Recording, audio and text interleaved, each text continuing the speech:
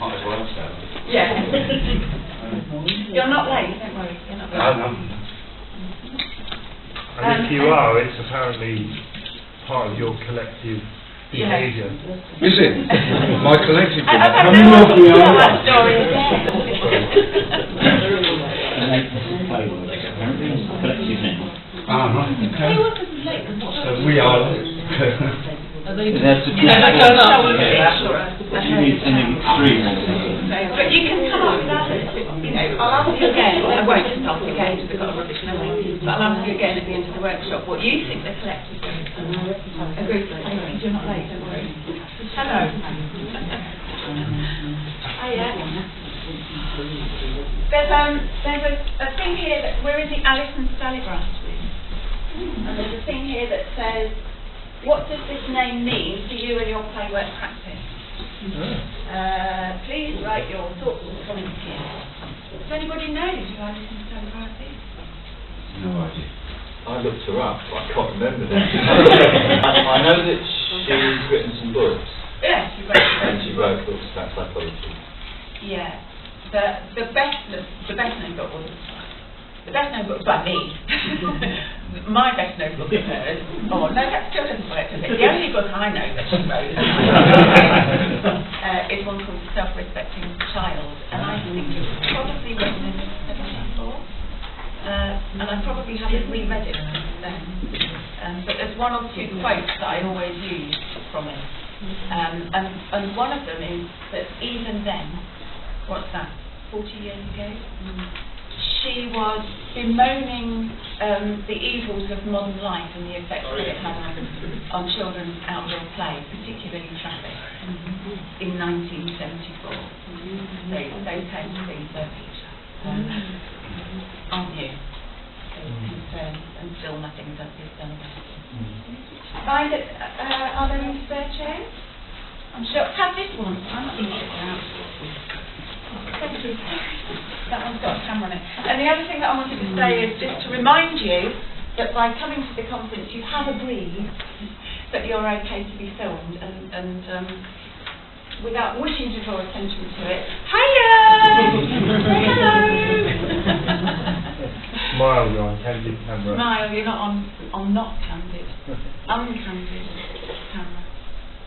Can I just ask, are many of the talks filmed? Because I was interested, the ones I'm missing, can I see them later? Hopefully. Okay, great. I think it's something they've tried to do every conference and it's never quite worked. One year they had all the gear nicked, which wasn't very, and they'd filmed a whole day's worth, and then it was nicked. But so Mainland's really hoping this year that is the case. If you can find a chair, you can join us. Or if you don't mind, I'll do it, so are you in my biological one? Yes, all right, perfect. We need to get you a chair.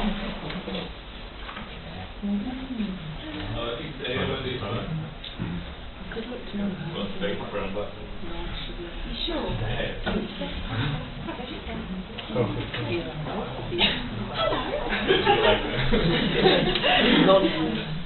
Okay. Are you going upstairs yet? I think they might chat.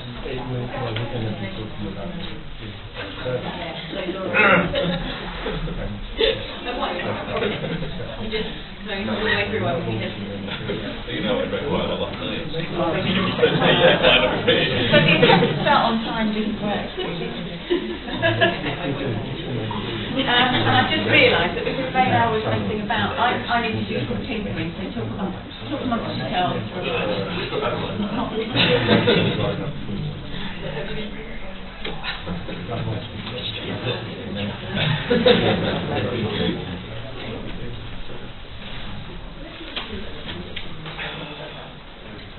How you done? You alright? Have I ever seen you on this? Me? Yeah. You didn't realise all the catch I'm not even a Londoner. I'm going to say there's a first link. I do it all the time. It's, early onset. So she's starting to get hands on. Very well, thank you. How's the book club going? Very good, I went along with It's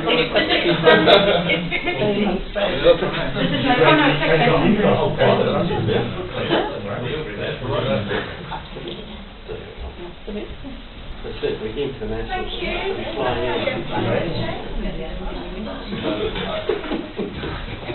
So we've had the first, that went really well, so the next one, yeah, the next one is I just wanted to see any books which we made into films, or films which we made into books.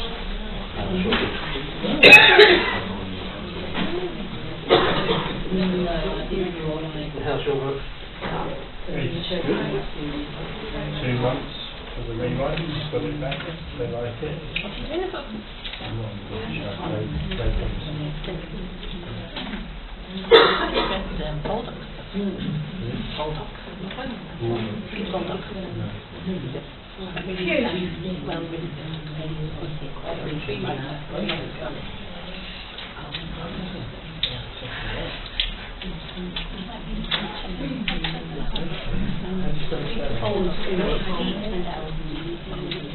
Right, now I know who I am.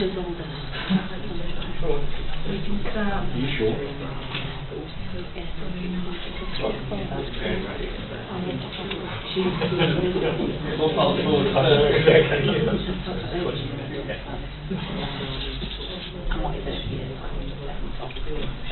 Welcome, I know who I am now. Welcome to the Alison Stallibrass group. And you're in the workshop with me, Wendy Russell, about that bit in the play work principles that says that play is a biological, psychological and social necessity. So if you thought you were coming to something else, you can leave now if you like. And we're in here until about 11. Is anybody planning to sneak off to a session that starts before this one ends? With you, I think. Well, now if people were planning, they're going to feel really awkward standing up and going. Welcome. We're a really big group, so if you, I'm sorry, I'm not going to make you go around and do introductions. I think there are plenty of networking opportunities, and there are badges, and you can kind of go up and speak to people yourself. So I'm not going to do that going around about who we are. No, I'm not. Okay, so, as I said, there's this bit in the playwork principle that says that play is a biological, psychological and social necessity and is fundamental to the health and development and well-being of individuals and communities, which is part of the playwork principles that we hold dear, quite rightly. They can be critiqued, but we have these principles, and that's what we work with. And so, what I wanted to look at in this workshop is kind of what does that mean? What does it mean to say that play is a biological, a psychological, and a social necessity? And who says that? I wish I had a clicker because I'm going to have to keep doing this.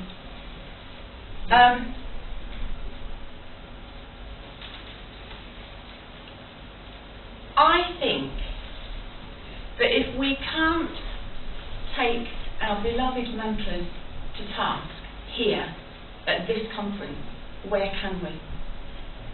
So what I'm going to do is ask you to question everything that you ever thought was true about children's play and see where that takes us. We don't need to convince each other about the importance of play. We're here because, you know, we have a faith, if you like, an almost evangelical faith that play is a biological, psychological and social necessity. So we don't need to convince each other. And what I'm saying about that is that this is the place above any other where we can go, is it? Might it not be? What do we actually mean by that? So that's what I'm planning to do here. And planning to ask the question, how do we know what we know about play? Which is what the philosophers call a question of, that's what happens when you do it without your notes.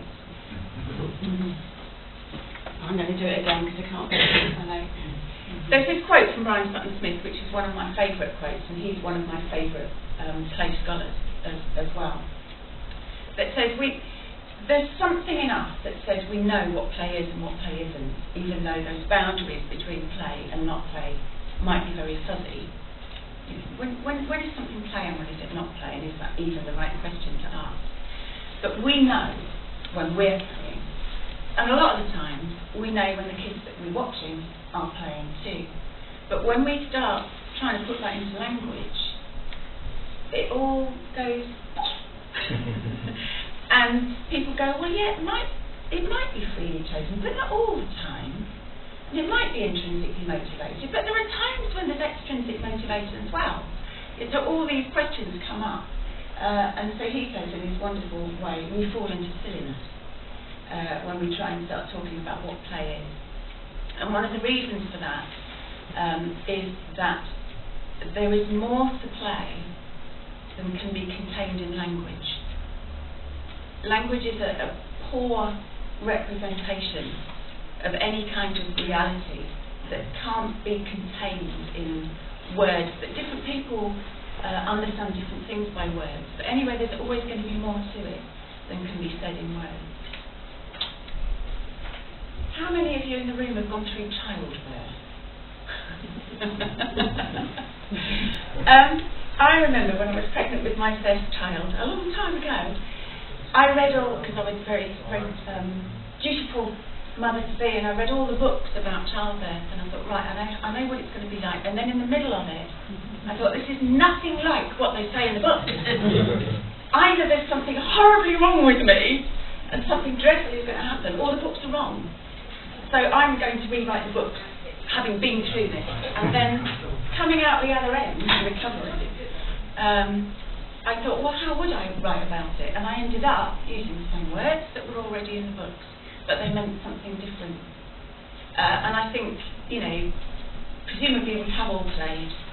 I'm making a huge assumption. It's probably safe to say we've all been kids.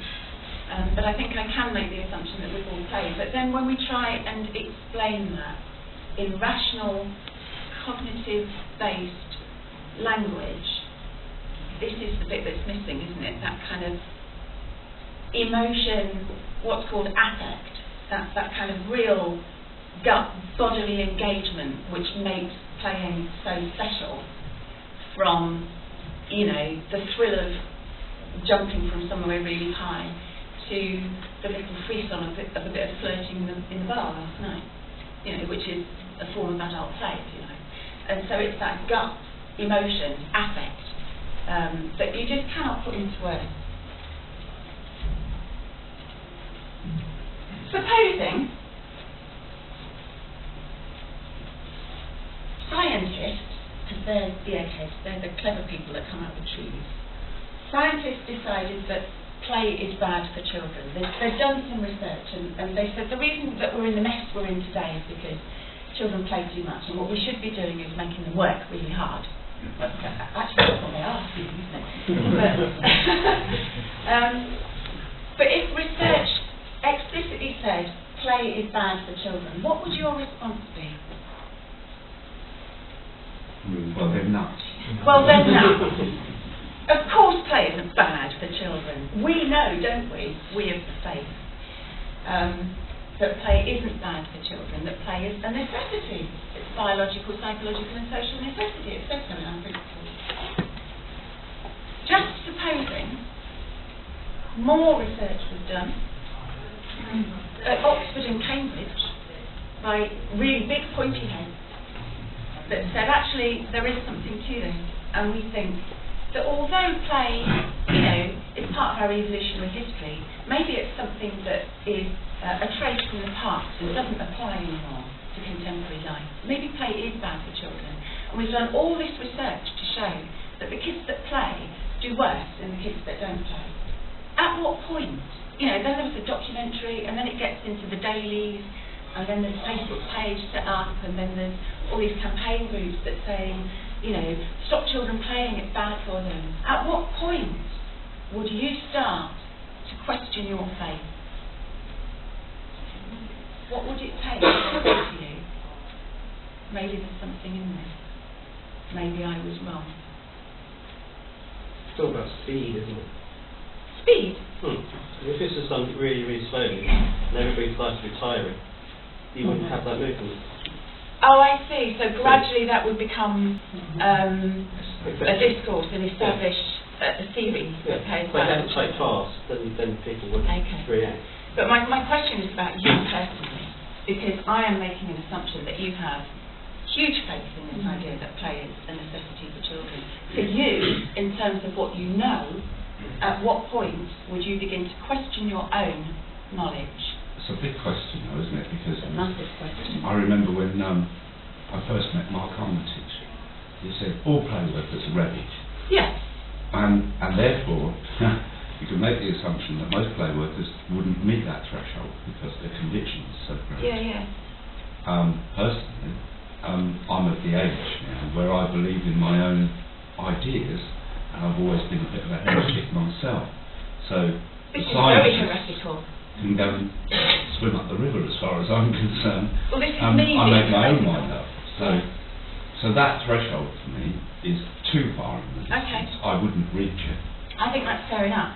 And so that's about, the question is, the big word is epistemology, which always sounds a bit rude to me. It's a bit like, you know, when kids go, pooh, like that, it's a rude word, but it's not a rude word, it's shampoo. Epistemology sounds like that to me, because I'm childish, basically. But it's the theory of knowledge. So what you were saying is, I'm old enough to have confidence in what I know. I know what I know. I don't need anybody else to tell me. And it Not about it kind of everything.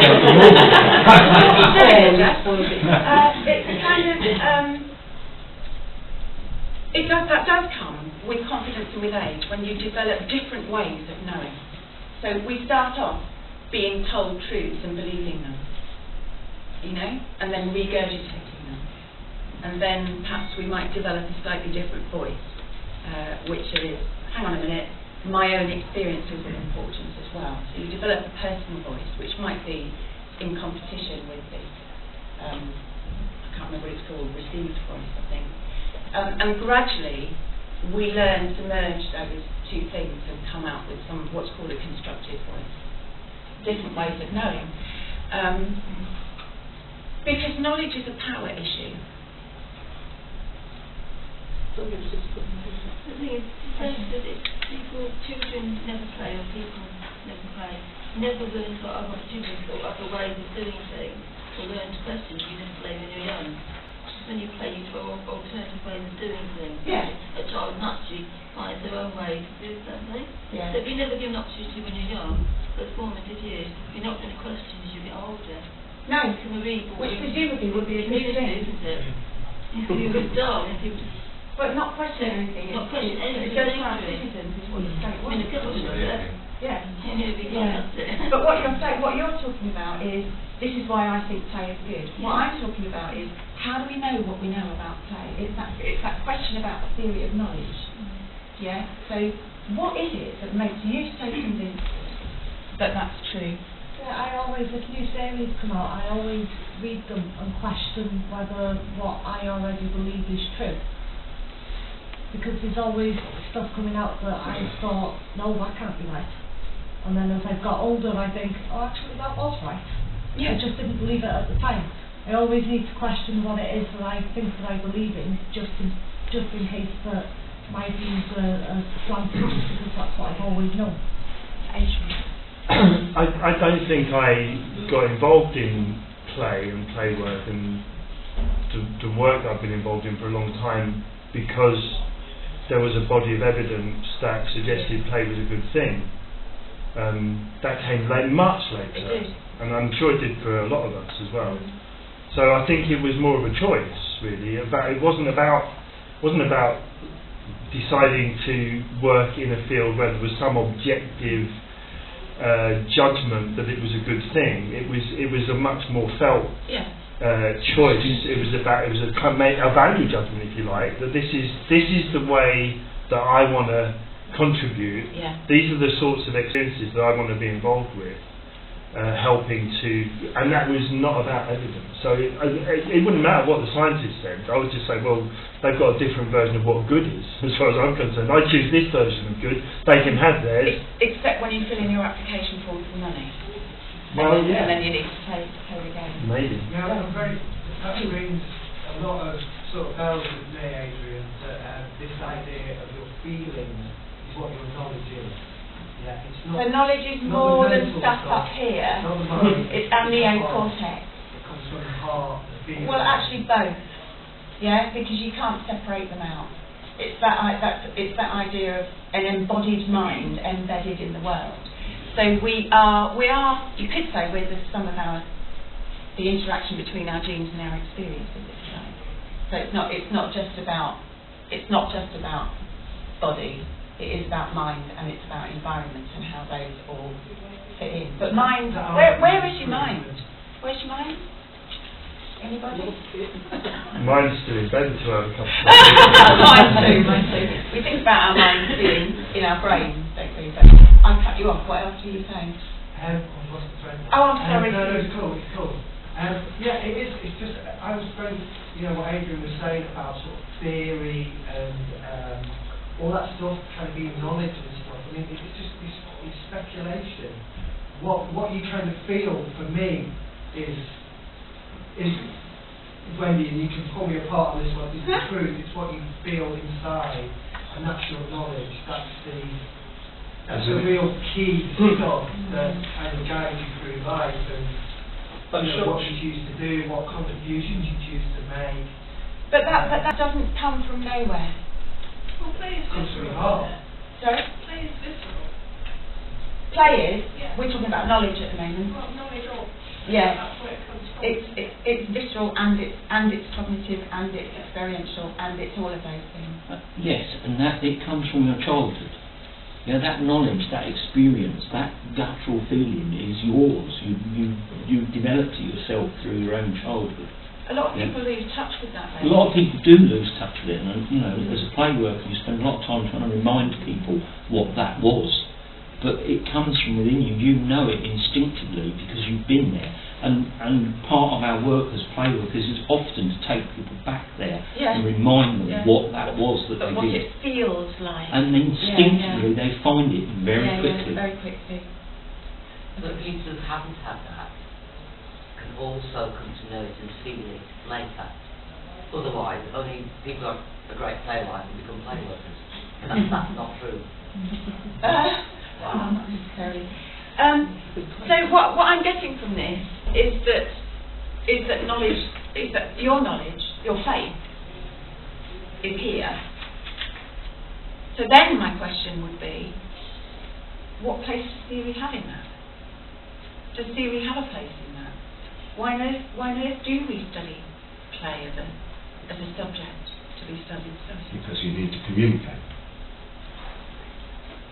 Yeah, it may also play a I was just going to say, things like people say common sense is innate, but you have to learn common sense. Sort of mixing the sort of analogies up, so it isn't actually just totally in you already. It has to come out and be seen. So generally, we think that there's a real gap between theory and practice.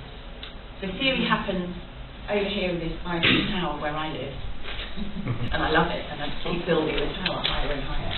And having nothing to do with messy practice or messy reality, being cold on a wet Thursday afternoon on the playground. Nah, I just sit and read books and write things, and that's theory. And the idea that theory is this kind of truth. It's scientific, it's rational, it's standardised, it kind of defines, and we talk about underpinning knowledge, that theory underpins our practice. And then we use that theory to say what play workers need to know in their training, and you go on courses and you learn it. I don't think that's all necessarily true for play work. I think within play work rather than other professions, the theorists and the authors are much closer to practice than in most other professions.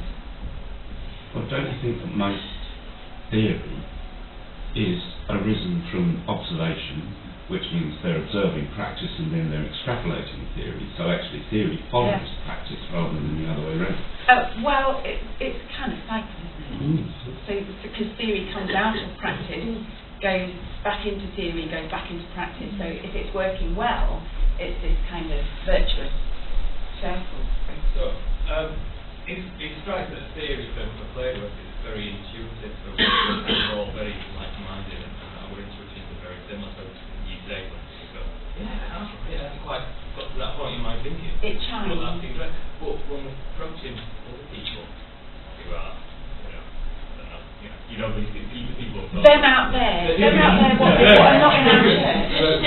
Yeah. No, I don't think they share that same intuitive belief with us, but for whatever reason it is. I do think that there's a gap there where we need to look at that wording, that very limited language that we have. Because it's all we have. Yes, it's over there. It's all we have. To communicate that. I think it's more than that, though. And I think one of the things about, the idea of the ivory tower, and the criticism of people in the play and playwork sector who don't keep up to date with their practice is they get out of touch and things become too neat and tidy. Theories are very neat and tidy. Practice is messy, isn't it? And so there is this, theory can sometimes seem, and this is what I'm hearing, theory can sometimes seem remote and indecipherable. But what we've already said is that it's entangled. The whole thing is entangled with our connections with each other, our connections with children and with practice and with books and with scholars, all of those kinds of things. So you can see it as a tree that's intertwined. Or, Stuart can't be here, so I thought I'd better stick in something about rhizomatic thinking, which is something that my colleague Stuart Lester goes on about a lot. We often think of things using metaphors of trees. So we have branches of knowledge. So academic disciplines, psychology, there are branches of psychology. And there are our roots, my roots are based in, and that's a very static way of looking at things. Although things can branch off in different directions, you're stuck to your roots. Unless you're an ant, you can't move about. Whereas the metaphor of a rhizome, any gardeners amongst us, or chefs. What's the word you're using? Rhizome. Irises, like a ginger, they're rhizomes. So it goes along like this, and it just grows, and new plants come out here. There is no root, you can cut it off. And that's how you propagate. You can get a new plant. Well, of course there are roots. But it can go in any direction. It doesn't just grow up and have more branches. It can go in any direction, which might be linked or might be totally different from the original little bit of rhizome. And as a metaphor for knowledge, I think that's going to happen with more slides. What happens is when you do your PowerPoint and then you put it in another machine, it puts the font back to a default. So knowledge, learning, practice and Theo. Who is you? are all entangled with each other, which is basically a very long-winded way of agreeing with what you were saying before. So there is, in my mind, of course, otherwise my job wouldn't make sense, there is value in theory.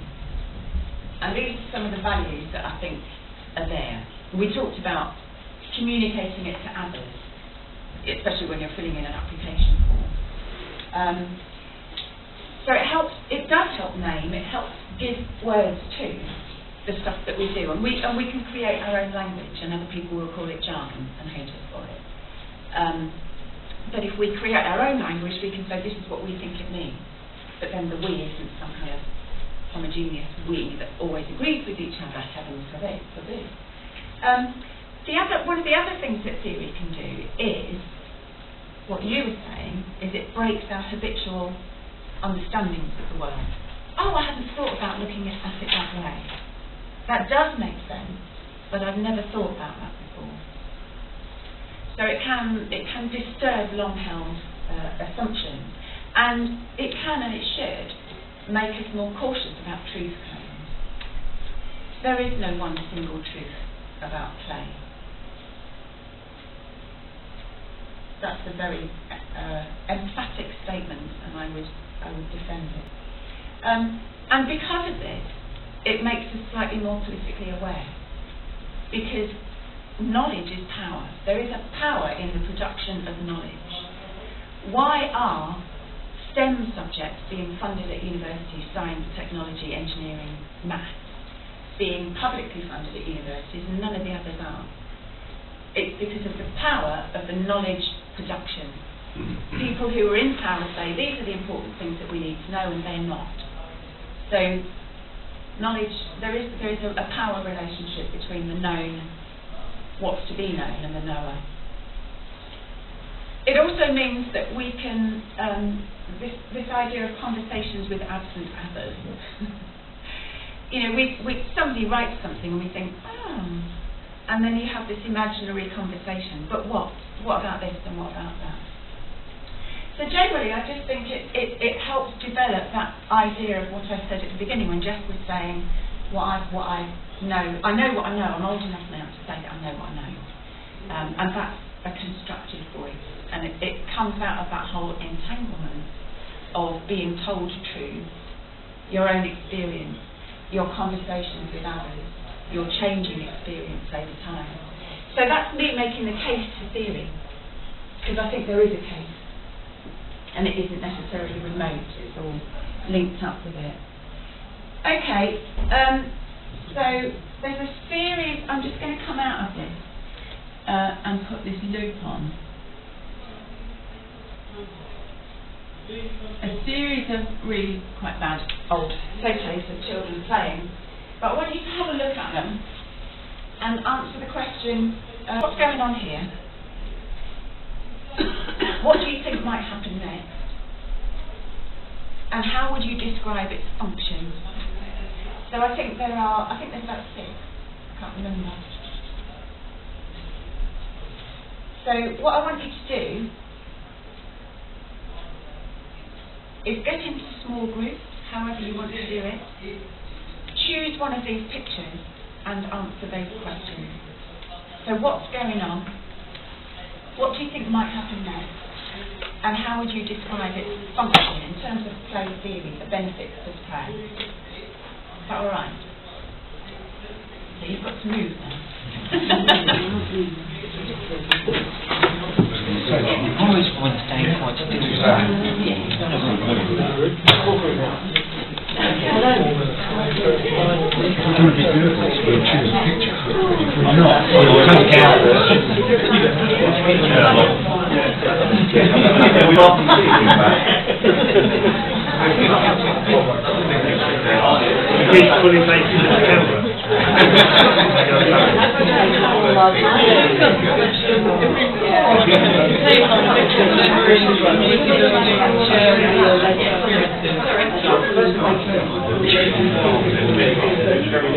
What's going to happen next time?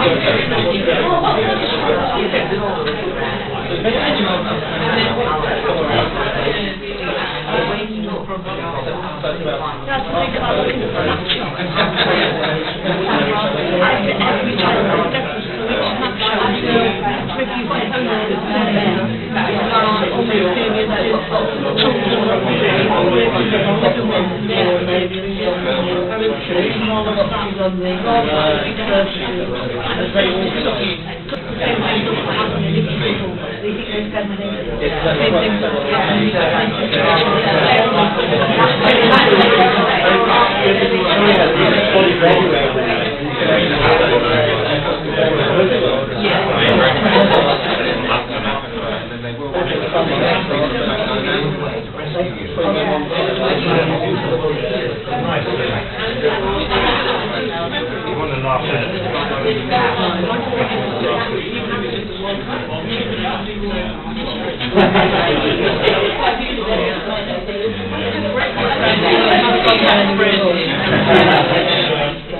How would you describe the I'm trying to think of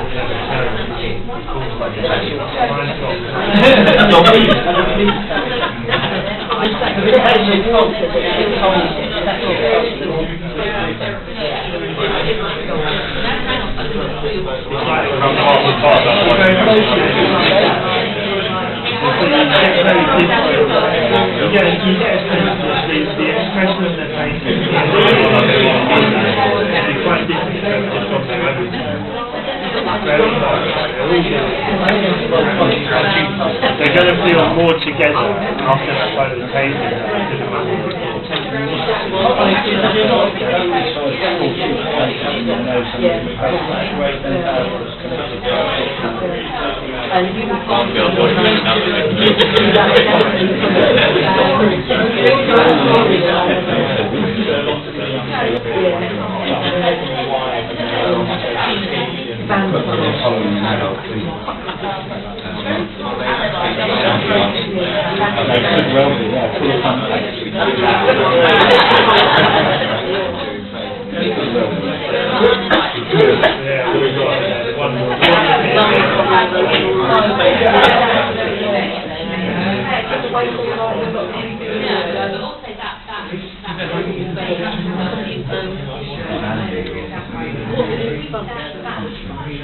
To me, when I going to sleep over with the child is quite risky. Going to sleep with somebody else's house.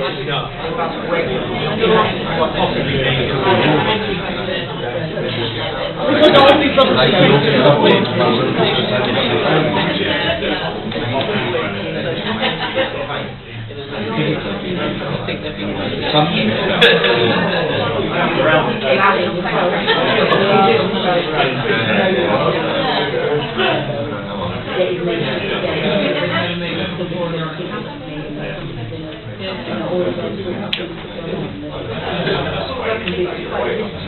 sharing the same contact rather than what they're what they're doing. There's always relationship, even if it's only a very quick, short relationship. Still want that relationship already very, very very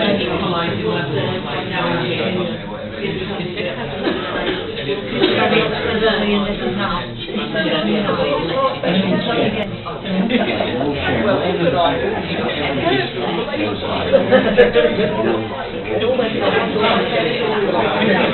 when I see that as well,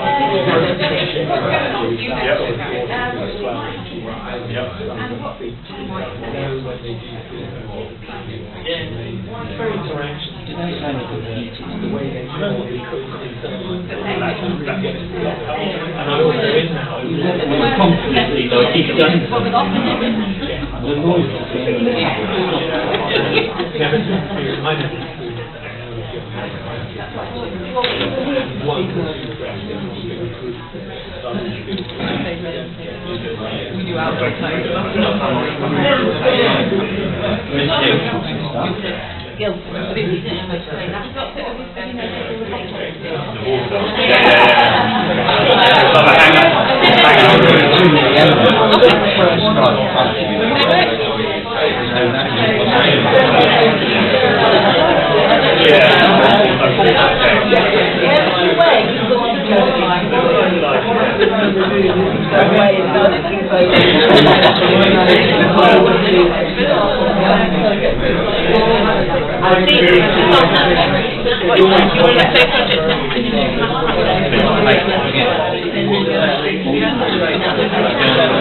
Yeah. Three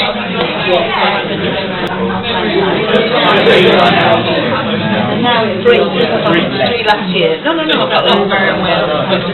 Three last year. Are you nearly there? Okay. That's what we see when we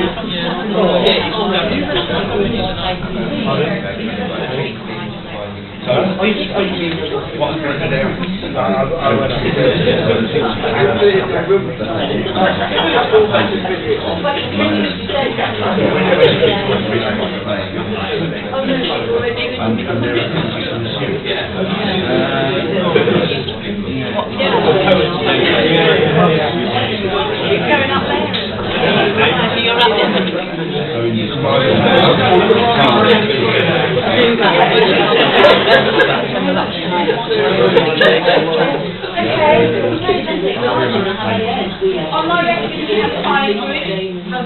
So, I'm going to ask you all to feedback. So, which group wants to go first? Go on then, Chris. We start with the old boys. Okay. This one. Yeah. So Okay. me. That's Chris last night. What happened next was a lot of groaning and holding his head. So this is still in the bar at the Mansion Hotel, lying on the sofa. Yeah. Okay. I reckon that we're making assumptions that it's been last evening. It's a bit weird that you've got like twice London have a sleepover, all teenagers. Not much when I'm privileged. I think that next they're going to work with themselves, any cool experiences, and probably reminiscing about what's going on. Probably the benefit is that it's more social in terms of that camaraderie is very unique to each other. It's an attachment thing, friendship. Yeah. Okay. Thank you. I'm quite impressed they've all got bedding. Well, it's planned, isn't it? Yeah. So because this group is the same one. I'll come to you next. Yeah, but my best part is I never take to sleep. Never take to sleep. Wake up on the That's true. The last time I had to do that, I was expecting somebody's garage on the way home. Okay, this group, what did you do? The same one. Yeah. What did you what were your We also came up with that kind of sense of belonging within the group.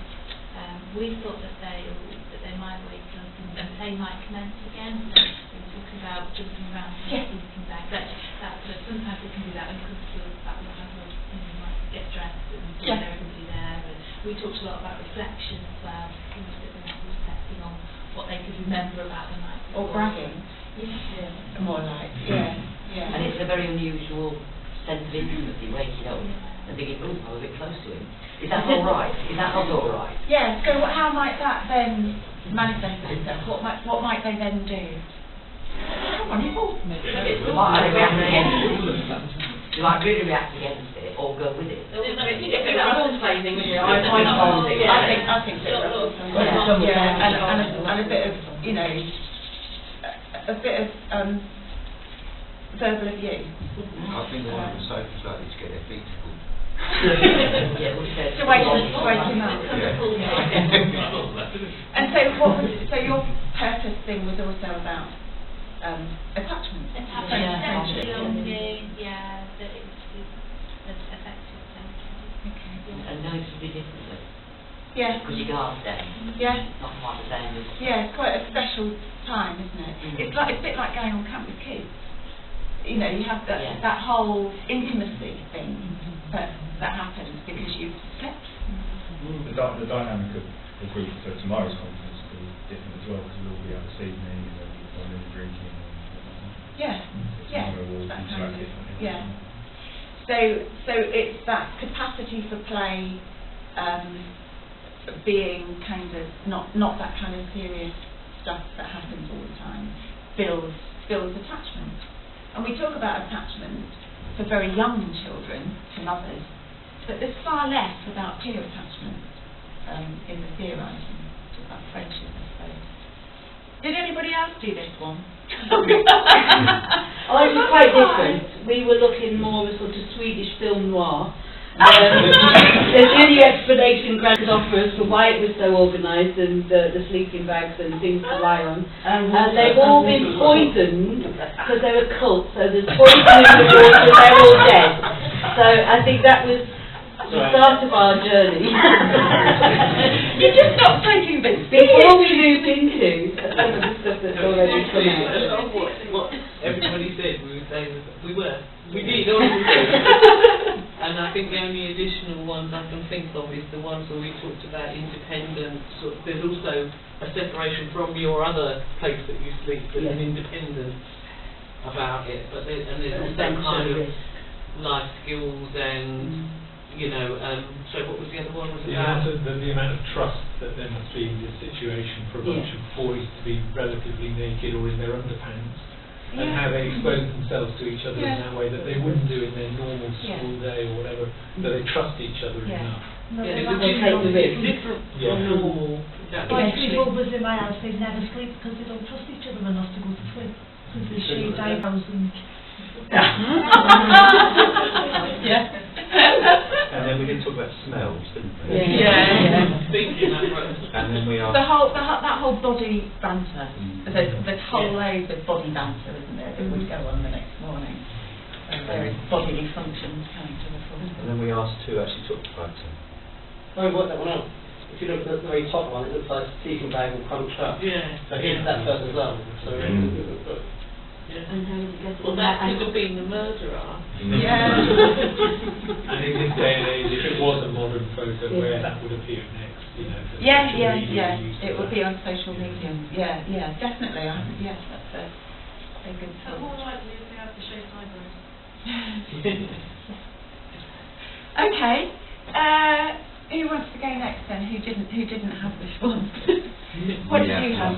We had the one with the children looking at the camera. The sleepover one. Okay. Interesting. And we were very serious, weren't we? We didn't come up with murder or anything. No farting, nothing. No farting, no. Shall I? No. Right through. Very straightforwardly, we said it's kids pulling places at a camp. And that's just what's happening. Yeah. And with the next thing, we came up with so many scenarios that we concluded that you can't say what would happen next, you can imagine what would happen next. So that led on to the function, which was looking at it. And again, there was loads coming in. We've got, it's likely to be following an adult theme. There's risk in there because they're playing. There's a community feel about it because they're all doing it together. And then we realised that we were making loads and loads of assumptions about the scene and why they were there and what was happening. So then it came back to, well, this is a moment and you can't tell what went before and you can't tell what went after. And then we decided that this experience relates to them. You can't know what their experience is from outside. Only they can know from inside. And then we ended up saying that you can't be categoric. There are two things. There are the things you can say, which is what you see and what you know, and then there are assumptions, and you can make as many of those as you like. And that was where we ended up. We were saying that some of our assumptions were based on our own history of it. And I was assuming one thing from my experience with sleepovers, and other people would be assuming different things from their experiences. Yeah. It kind of came back to the idea of memories, and actually that this is a snapshot that when they look back, they'll have different memories attached to it, and one of them might be like, oh, it's the best night ever, and others one day not. And it's about the memory building together, and it's the fact that they're all there, and that our own memories again influence how we saw it as well. The parent taking it, let's say it is a parent, will see it one way, and they might be like, okay, maybe if I do this, I'll be quiet. They might see it in completely other light. Very individual. Yeah, because it could escalate. Some of us thought that something that would happen immediately afterwards, likely, don't know, of course, but one that would be very likely to happen immediately after that is that they'd all fall helplessly about laughing. Yeah, yeah. And in that moment, there'd be a sense of togetherness. Yes, more attachment. Yeah. Okay. Any other thoughts on this? Did anybody else choose this one? Oh, good. We've done this week. I couldn't remember the word, the term for it, because I'm not a very good student. But I've been reading about how playing sometimes happens very much as a dispersed thing. It's not located in any one person. It's very much a collective thing sometimes. And this very much to me suggested that this is something that they're all doing. It's that idea that the play doesn't reside inside the child. Yeah. It emerges from the whole, I'll use the word interaction for now, between everything that's there. So that children's bodies, children's minds, their histories, their feelings, the stuff that's there, the context, the material objects, what this means to them, all of those things. So although there are some things that tend to happen at these kinds of sleepovers, you're quite right, this moment of playing will never ever be repeated in exactly the same way. Each moment of playing is unique and therefore unpredictable. There are broad generalisations we can make because we've been in similar situations, and these two groups have posed their own experiences of teenage-led sleepovers on their understanding of what was going on as well. We can't help but see the world through our own eyes. We can be aware that's what we're doing and try and step sideways and look at it differently. But it is that, yes, it's so, in a sense, the play plays them, which is another critique of freely chosen. Yeah, because there are limited choices in a scenario like that, aren't there?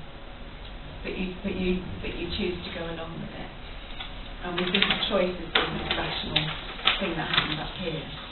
But it's spontaneous, it's opportunistic, it's all of those kinds of things that of what this happens in this moment at this time.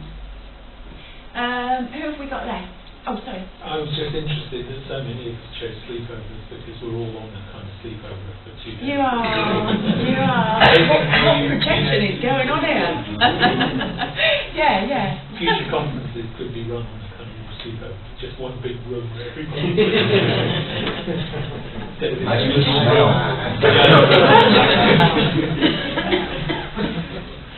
Yeah, I'm not sure I'd like to be in the same room as those having farting competitions. Who haven't we had? Which one did you choose? The one with the boat. The one with the boat? Children with the boat. Okay. And then children standing.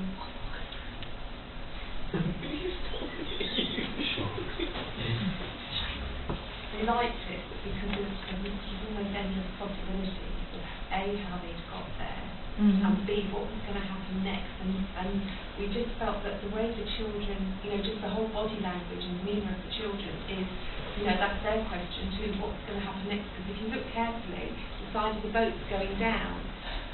Whether it's being pushed down deliberately or whether it's going down by accident is a moot point really. But at some point, if they continue with that, the water's going to go in the boat. And if you look at the children on the side, one of them has got the boy in the foreground has got his feet this way, but his head's turning that way. So you think, well, he was involved in something else. But actually now, it's almost like, was it two play frames that have suddenly become one because of what's going on in the boat? And are they looking because they think somebody's going to fall in and they might actually have to do something and get involved more? Or are they just curious? Or, what is going on here? Another member of the group mentioned, is that water deep or isn't it? Well, for us as adults, we'd probably say, well, it's probably not very deep because of the way it's sitting between those two bits of land.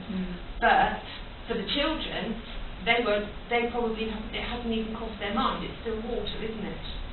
And it's that whole playing with the elements. One of the children is actually directly facing the boat, so she looks sort of as if maybe she's even more concerned. But there does seem to be a gradual drawing in of the ones on the side to what's going on in that play frame in the boat. And what's its purpose? Exploration. They want to find out, that what's going to happen. And there's some social stuff going on there as well, isn't it? Like, about like the dynamic between the travellers on the boat and those who are on the bank, and how they're relating to each other. And the person who's going to come out of the boat, do they want to come out of the boat, or are they being made to walk a plank, or something like that? Like, kind of like, and that whole thing about like travel and elements and like those who are left on the side. And how they're viewing the travellers, and how the travellers are viewing being away from the bank. Yeah. So that kind of, it does have that kind of not anxiety, but that something is going to happen next because their attention is drawn in. I couldn't work out with that one whether the people in the boat were coming to them or running away from. Or floating away. Yeah. If they're coming or going. It's really hard to tell, isn't it? Yeah, I wasn't at all sure, but in my memory there's only one person on the boat because they're my kids. But it does look like there's two. So they all know each other.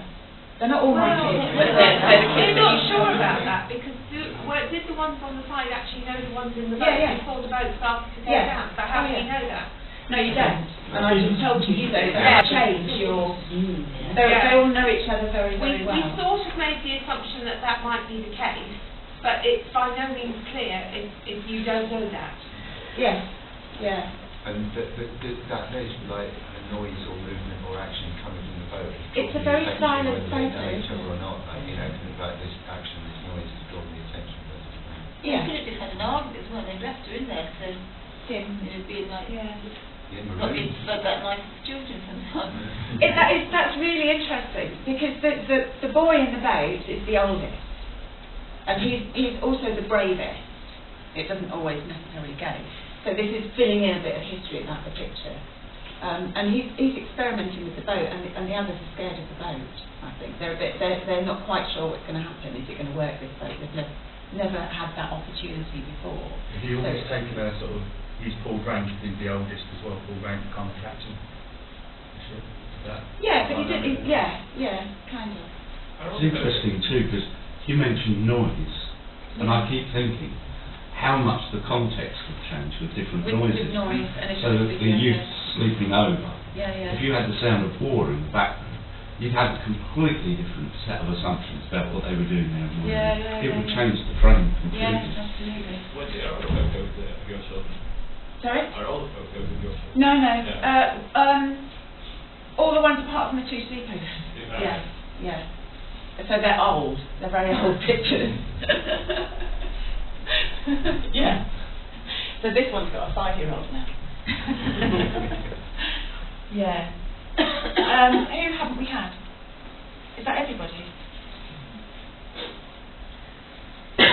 Great.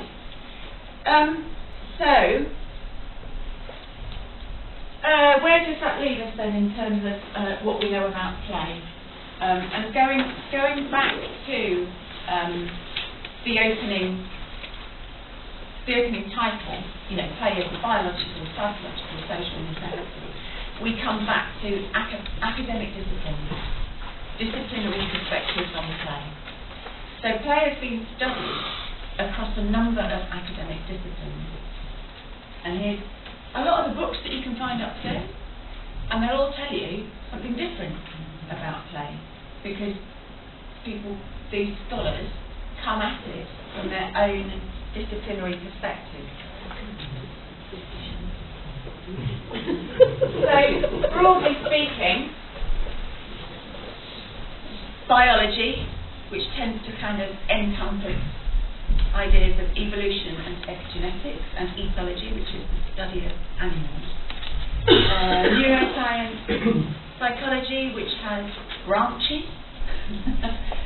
like developmental, evolutionary and psychodynamic, and then there's a whole bunch of sociocultural theories that could be from sociology, anthropology, although anthropology is also biological, so there are all sorts of border crossings that happen between academic disciplines, folklore and children's geographies. And then of course philosophy has something to say about play. And what's interesting about philosophy is that it doesn't necessarily only look at children's play. And nor does some of these others either.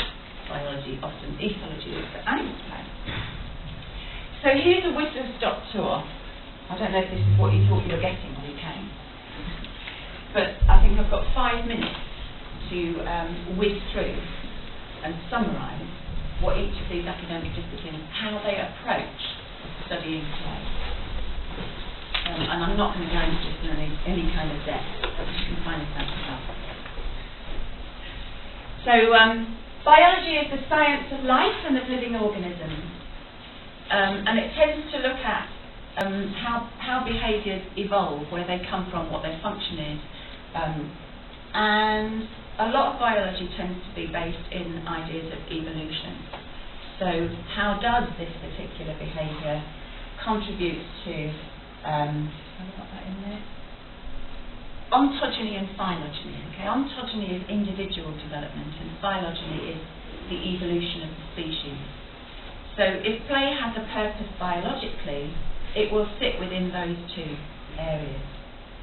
So that's it. So that it's broadly interested in play in terms of its role in the maturation of the individual and also the evolution of the species. So what they say is play assists the young of a species to reach adulthood and therefore to reproduce and continue the survival of the species, which is a very, very pure evolutionary biological way of looking at things. You know, this is kind of, if you were to condense the purest of biological perspectives, but of course there's lots of fuzziness around the edges and more interesting ways of looking at things. But as a summary, generally speaking, that's what biologists are interested in. Then there's neuroscience, which is the umbrella term for kind of brain studies, or the study of the nerve, not just brain, the study of the nervous system, which is the whole of the body. And it sees the brain as the nervous system kind of central command. And because of advances in new technology, neuroscience is very, very powerful at the moment. It's possibly the most powerful form of knowledge production. It must be true because your brain lights up when you do that. And all sorts of conclusions are drawn because people say, look, there's tangible evidence. When you tickle people, this bit of their brain lights up. Therefore, that bit of the brain is to do with, I don't know, tickling, whatever that might be. And lots of cause-effect assumptions are made from that. And what I should say about these disciplines is they're not all harmonious. There's lots of disagreements within biology, within neuroscience, about what the truths of those lighting up the different bits of the brain might mean or might not mean. But it's definitely powerful in terms of evidence-based policy. Just a bit of English policy. What was it? The stuff that Graham Allen looked at. Early intervention. Thank you. He published a paper called Early Intervention Next Steps, which had a picture of two brains on the front. And one was a normal 3-year-old, and the one next to it was small, and this was a 3-year-old that suffered extreme neglect. And it's that kind of stark, utter, singular truth that people claim from neuroscience that's been challenged by some of the people who understand the complexities of such things. So the way that neuroscientists talk about brains, play in the brain, is that the simplest way is play makes the brain bigger, which of course is better, isn't it? Which is a huge simplification of what actually does go on in terms of a child's developing brain. And here we would say that the brain is not an isolated organ stuck in your head. It responds to stuff that happens in the body. It makes things happen in the body. It makes things happen in the environment, and it responds to things happening from the environment. So it's that idea of an embodied brain embedded in the world. Everything emerges from those interactions there. So the idea is that experiences build synaptic connections, and that's where the simplistic idea of play makes the brain bigger comes from. But what Stuart Lester and I found when we did the research for Play for Change, which is upstairs, you can get from there now, is that rather than play helping develop specific skills, it helps build that foundational architecture of the brain, particularly in terms of emotion, reward and motivation, because of the feel-good factor that play gives rise to, and I'll talk to that a little bit more. Have we got time for this? Let's see if this works. The rat tickler. I haven't tested, didn't have time to test the speakers, so it might not work.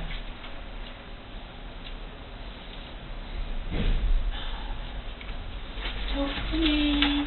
Who's the rat tickler? Anyone know? Yeah, I'm there. Thank you. Photograph? Yeah, Tangsket. You'll find out in a minute. We appear not to have sound.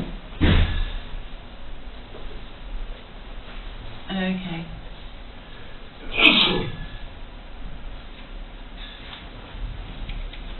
Playing tag, hide and seek. If we try... Oh, sorry. What do I do now? Why can't I see the make it bigger bit and the bit that should be down here?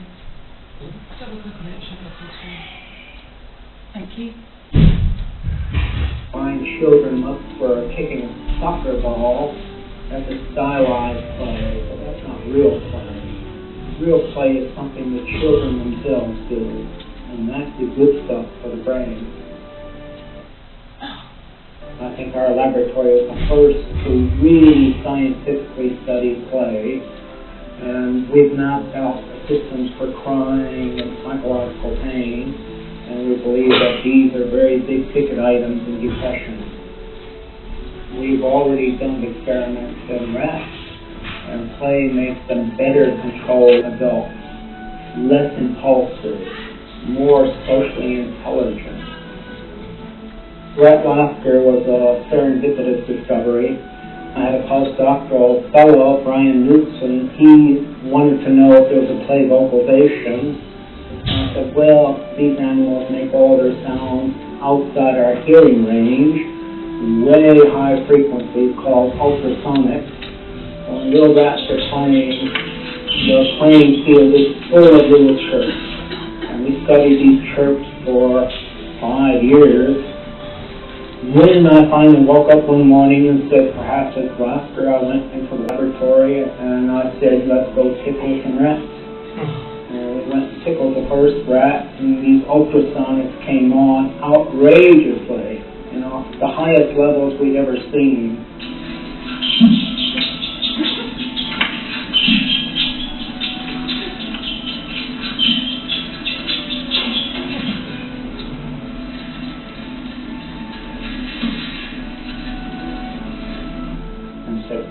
Let's try that again with another animal.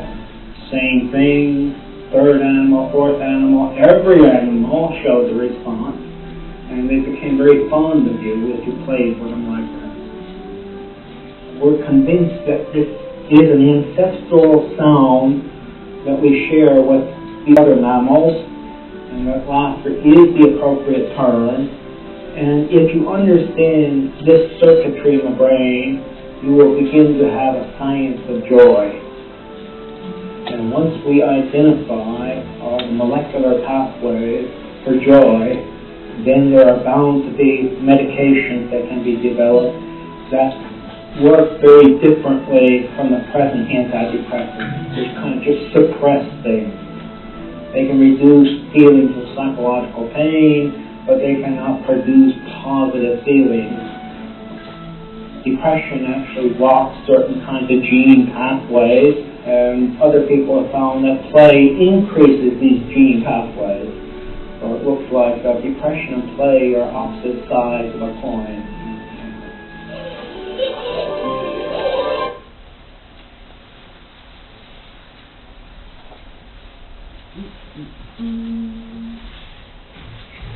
Could you hear that?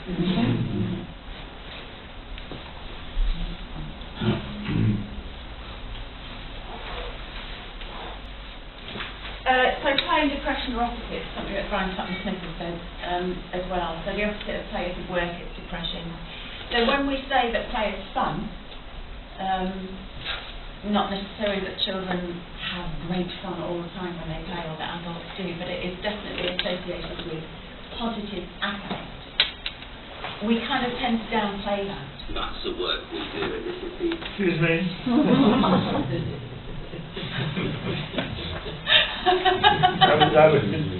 that was a little tiny snippet of the Today program. Just a lingering note, like it finished hours ago. All right. Adrian playing with his machine. Yeah. Sorry about that. So it's the bit of play that we tend to think is the least important. That whole thing about having a good time, being associated with positive affect. It comes up when we talk about memories, and we go to, you know, the kind of affective side of playing. But when we theorise play, we tend to bring it back up here and say that, you know, having fun is, well, it's a byproduct. But actually what Jack Panzer is saying, and what Brian Sutton Smith does as well, is that that's the whole point. Everything stems from that positive affect, and it motivates you to play more.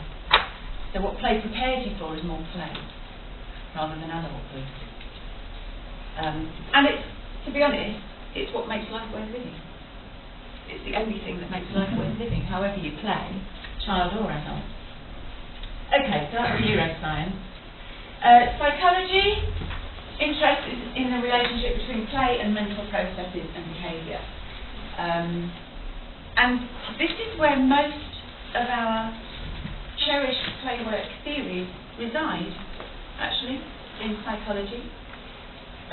So people like Fraser Brown tends to write from a developmental psychology perspective. Gordon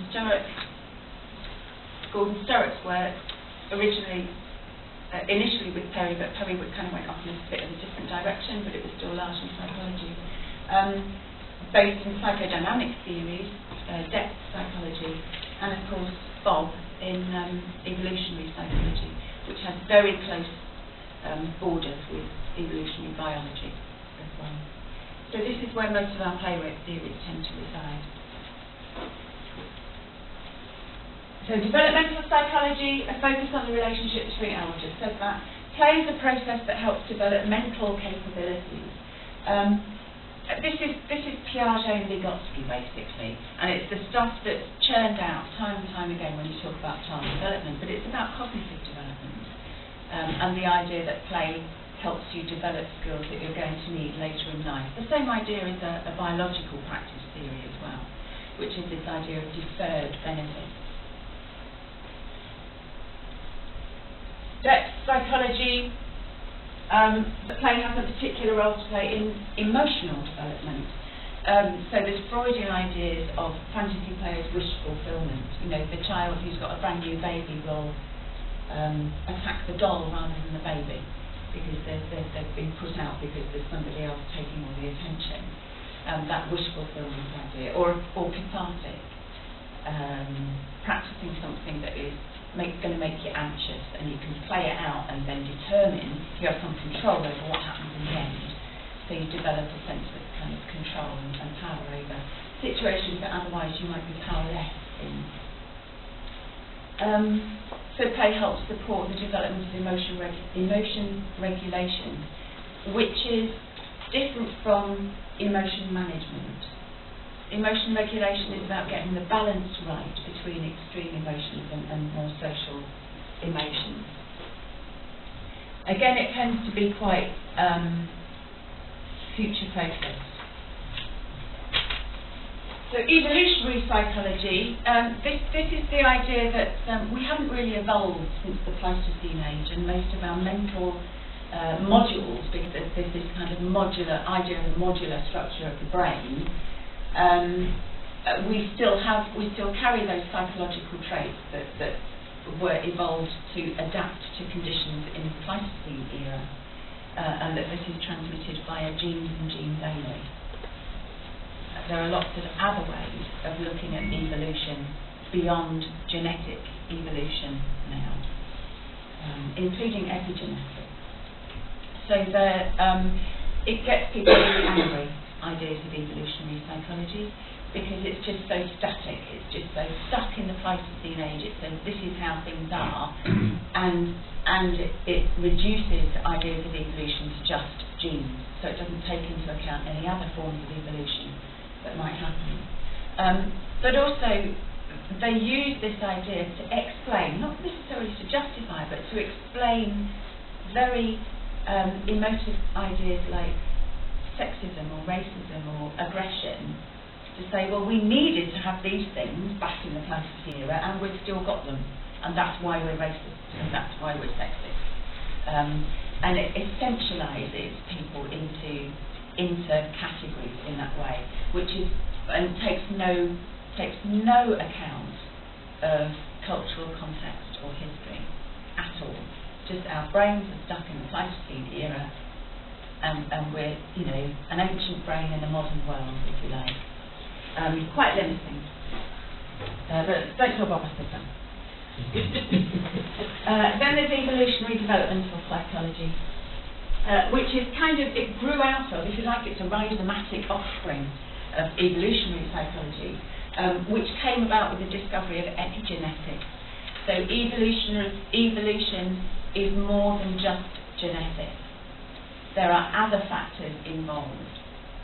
Did anybody go to Patrick Bateson's lecture on epigenetics here 2 years ago? It was amazing, because it's like this Oxford professor, was it Cambridge, I can't remember, giving this lecture on epigenetics, and all these playworkers sat cross-legged on the floor. So the idea here is that play's benefits might be immediate rather than deferred. So what you do when you play is you don't learn skills that you're going to need later on in life. You learn how to be a child, here and now, which of course has trickle-on benefits later in life. But those benefits are much more immediate. Play helps children adapt to and adapt their environment, their current environment today, not 10 years or 20 years down the line. So socio-cultural approaches pay attention to context, of course, the kind of societies and cultures that children grow up in. And sometimes that can also be future focused. So some theories of socialisation talk about how children become socialised. They see children as a blank slate and how they learn all the kind of manners and mores of their culture. Others say children have more what's called agency, that they contribute to the development of these cultures, that children have their own cultures of playing. They can be studied as a different tribe by anthropologists, if you like. You can say folklorists who have no concern about how children are developing or not, just look at children's play as a culture in its own right. And these are the kinds of studies that have those delightful stories of how children subvert adult norms, resist what adults want them to be as children and adults. So these are all the playworkers like these kinds of stories, because you can read stories of fart law and toilet humour and naughty things that children have done, and we giggle very indulgently when we see them do it. It's a very skim idea. And there's more, of course, obviously, anthropology, philosophy. And the idea about this is that borders are fuzzy. There is much more now, there is much more border crossing than there used to be between disciplines.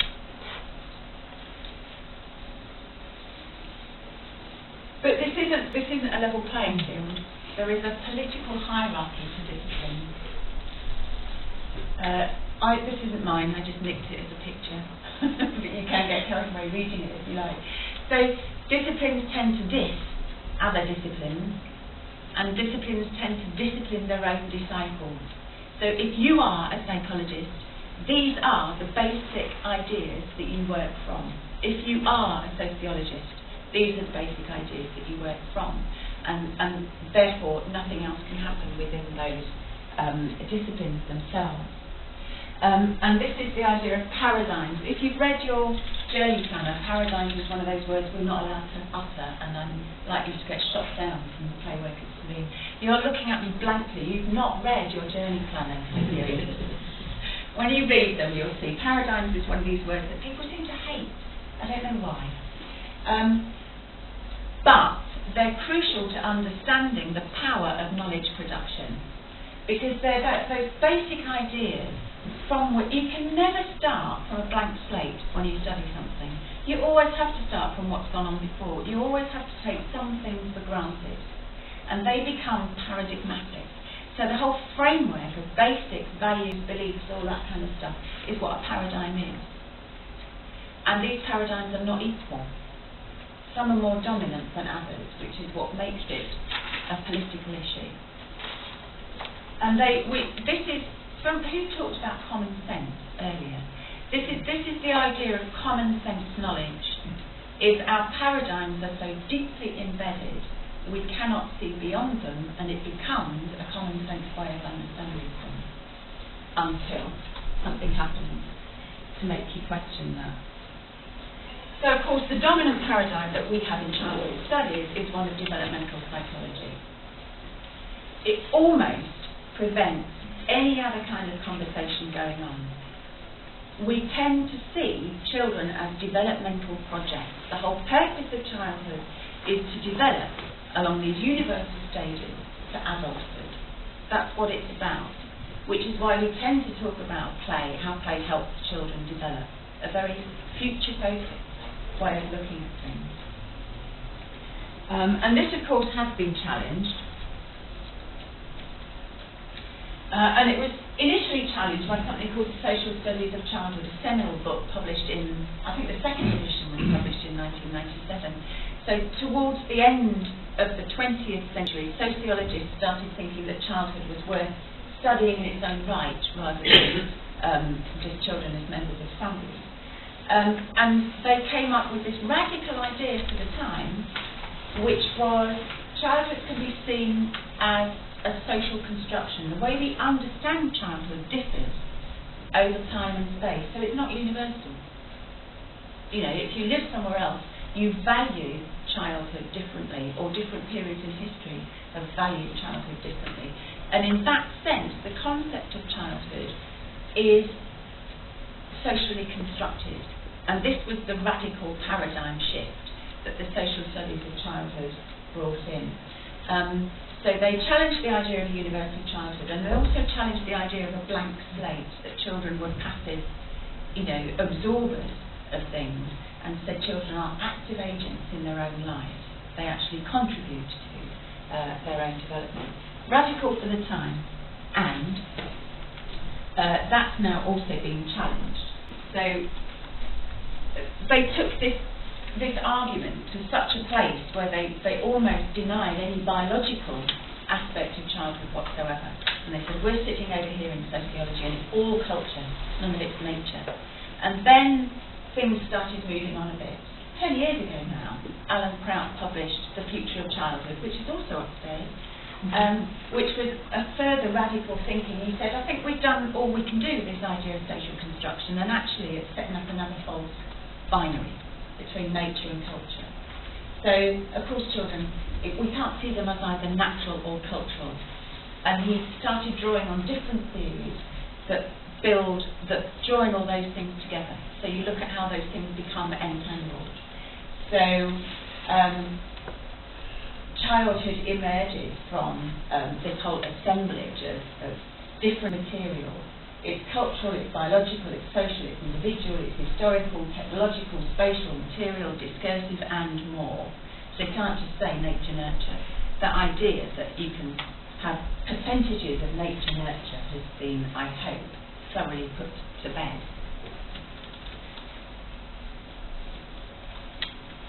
So this dominant paradigm really influences the way that we understand the studies of play. So we seek to define, categorise, there are 16 play types. There are 3 stages of play development according to Piaget. And things that fit in these neat categories. This goes back to that tree, that entwined tree when, at the beginning of the presentation when I was saying, science likes things nice and neat. So in order to understand things, we will categorise them, and that's useful. I'm not saying that isn't useful, but if you stop there and you don't add it all back together and look at that entanglement, then it becomes reduced to 16 play types. Also, we see childhood as a natural, a period of freedom and innocence. Heteronymous, my goodness me. That's when children are subject to laws outside of themselves, and in our culture we like children to develop autonomy, not always being told what they've done from the outside, not always being told from the outside what should be done, that they can regulate themselves and become model citizens in an autonomous kind of way, which then excludes all that entanglement that I've been talking about. So children are not independent, they're interdependent. Interdependent with other people, with other things, with material objects, with histories, all of those kinds of things. You can't take a child out. What psychology does is it looks at an individual, not the individual and the interaction with context. So I've already said this bit. Most of the traditional accounts of play value it for its deferred benefits, and this is what Brian Sutton Smith calls the progress rhetoric. And Burghardt is an ethologist. Gordon Burghardt is an ethologist, so he's in the biology section. So this is where biology starts to question its own paradigms. And in his book, now also 10 years old, this stuff is getting old. He looks much more at the immediate benefits of animal play. The benefits of looking at those who study animal play is that we can step out of our emotional relationship with childhood. So if you get theories of animal play, we're less invested in them. So when animal play scholars say rough and tumble is about social bonding, we go, oh, maybe it's not about practicing aggression skills for the future then, because we're less invested in that idea. So it provides important physical exercise to build your muscles in the here and now. It allows you to test objects. It gets all those friendship status stuff sorted out today, not 20 years down the line.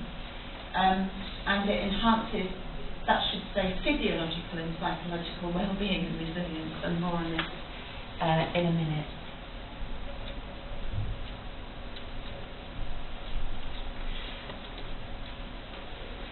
So what he says is that one of the conditions for play to arise is that juveniles feel relatively secure.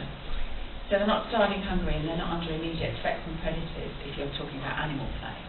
And although there have been studies that show that children play in extremely stressful situations, like George Eisen's work of Play in the Holocaust, generally speaking, play arises when children feel relatively secure. We can say that play is a way, we often talk about play as problem solving, but actually it's more problem creation. If you think of the game of He, why on earth make yourself terrified to be chased? That's a problem creation, isn't it? And it's because of the sheer vitality of emotions that produces in the relative safety of saying this is only a game. I can be terrified of the monster chasing me and experience that terror, which is just so enlivening for the time of play. And what Spinker and his colleagues say is that this is kind of training for the unexpected. If you deliberately create uncertainty in your play, you develop all sorts of skills, again these architectural skills, in dealing with uncertainty. The evolutionary development of psychologists, Tony Pellegrini and people like that, and also Peter Gray, who we're going to be talking to later, say that children, they both adapt to their current environment, and they do this thing called niche construction. They find their place. They can affect the environment and be affected by it and adapt. And what underpins all of this, the value of all of this, goes back to that stuff that the rat pickler was saying, which is it's about feel good. It's about joy. The pleasure of playing is we seek a more than neutral state. It's not enough just to be okay between joy and sadness. We seek something slightly better. This is what keeps us going day after day. We call it hope. And it's a very human characteristic, and we seek that state of being more than neutral pleasure, and that's what play gives us, children and adults. When we did Play for Change, we stole a term from the resilient scientist Anne Maston on ordinary magic, and it's about resilience. And I'm running out of time, so these were the areas of resilience that we thought play helped children develop in the here and now. Emotional regulation, pleasure and positive affect, uncertainty, stress responses, and these are all things that I talked about, and this is just summarising them. Secure attachment, so sleepovers and play culture, and also place attachment. And rather than learning specific skills, it's about a disposition to the world. What if? And I'm going to end it there.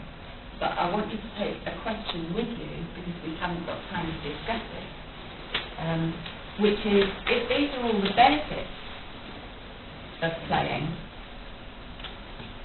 is play a necessity? Can we answer that question? Is play a necessity? And what on earth then, if we take that ordinary magic rather than any kind of idealised romantic magic, what might we think of the concept of play deprivation?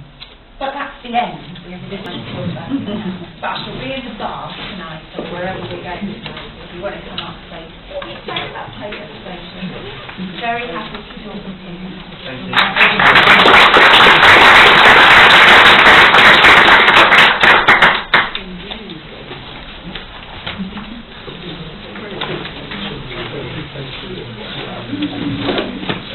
Thank you.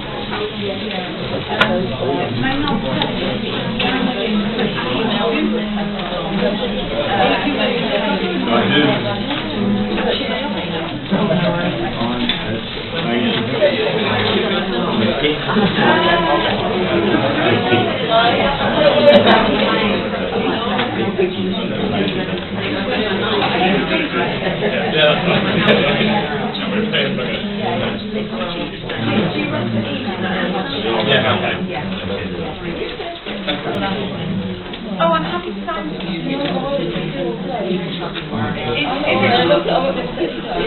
still important.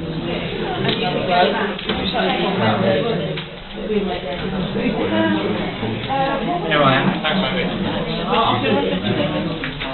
some of the text.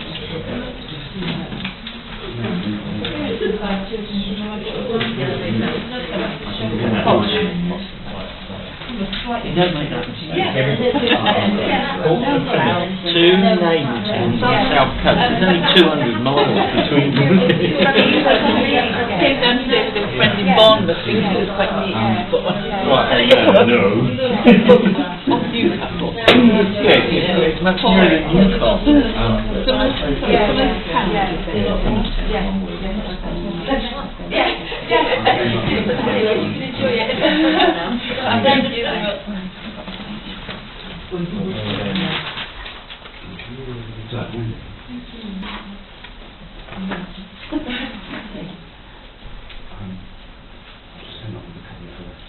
Oh, good. Yeah. A farce of play working. Oh, I'm so childish. I love it. An intuition of play work. Yeah. And an opportunity. I think you missed out a coffee of play workers, actually. A coffee of play work. That's where we're going next. Coffee's essential. It's going to happen. Thank you. Yeah, thank you. Thank you. Hello, Mr. Bristol. Hello, how are you?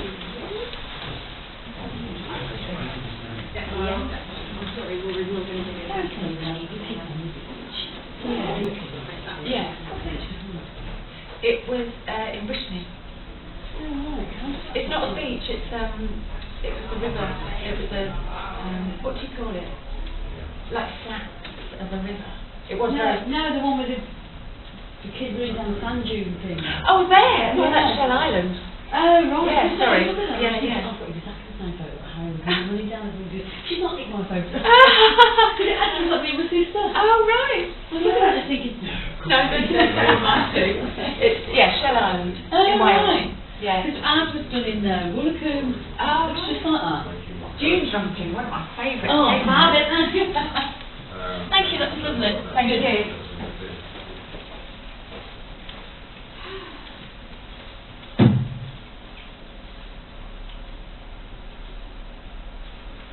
God, I don't know what's going on at all. I've worked today out. Yeah, Oh no, what's I've got a gap this morning. Oh, right. Yeah, so I haven't decided. I never filled that in, I thought I'd done it. There's advanced psychoneutics with Eddie Nussbaum. With Eddie, that's probably worth going to. Because I've never been interested to in this that sort conference of thing. before, so Ah, I'm a right, little okay. bit lost. I know some of the speakers, but all this one. Yeah, that'll be interesting as well. This is Town Hamlet. There's Penny's work is in Town Hamlet. I mean, I'm interested in that kind of taking play in the community on the top net. So there's a Oh, lot going on in terms of transition and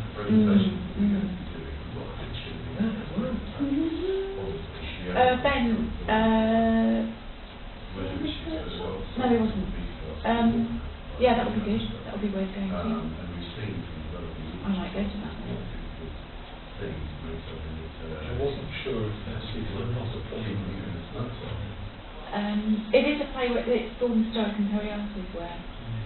I've heard the song, or I've seen a drawing, I don't think I've seen the actual thing.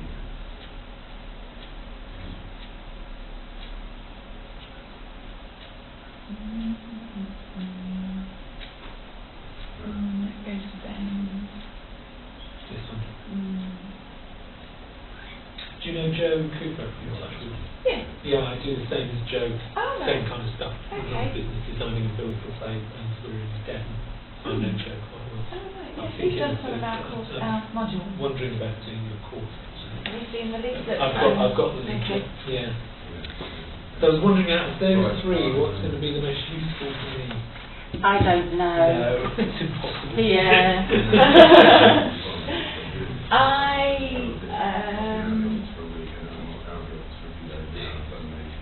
I don't know, they're all characters. Ben, Arthur, Penny, Eddie, they're all characters. And they're so different that it's almost impossible to say. So it's going to have to be really. Yeah. Great, thanks.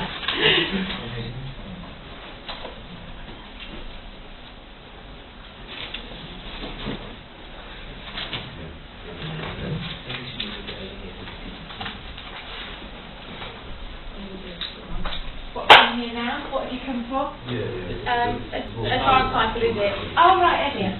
Okay. What was his? Oh, intervention.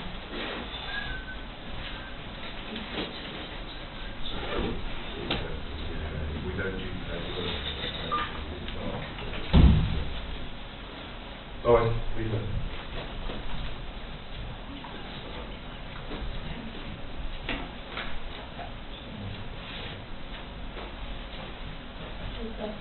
Coming back in? Yeah. Thank you very much. Oh, good. Thank you. We'll keep the mouth shut. Not always with them, not at all. Not at all.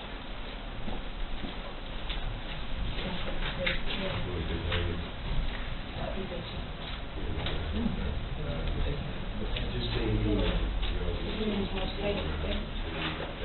Maybe that's it.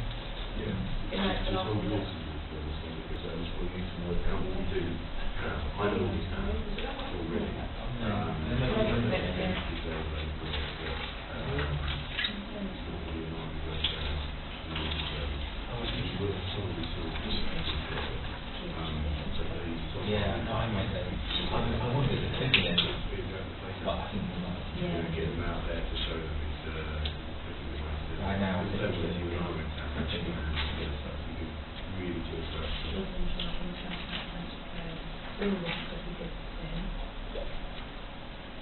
you should have told us.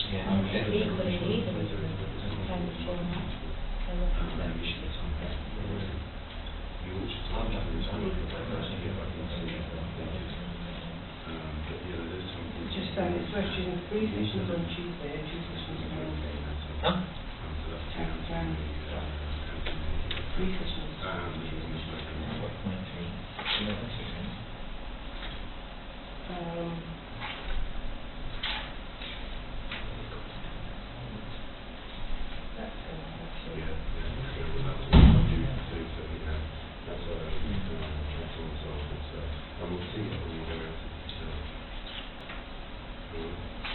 Did you get the presentation about this?